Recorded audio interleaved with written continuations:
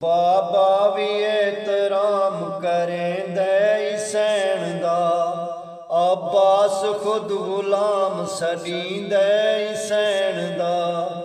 अकबर भी जोड़ान के चैंदे सैन दा, शबीर परदा के बने दे सैन दा।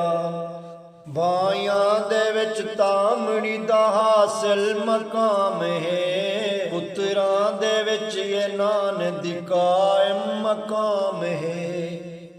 जाफर पाक सैन करें दी हा दुआ, या रब मेरे दुखां दा जमाना तू हुण मुका।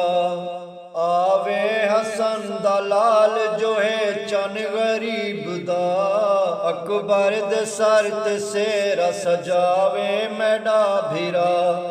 मंजूर दुआ मैडी फिल फौर हो वने, हुण तां साडे गमां दा खत्म दौर हो वने।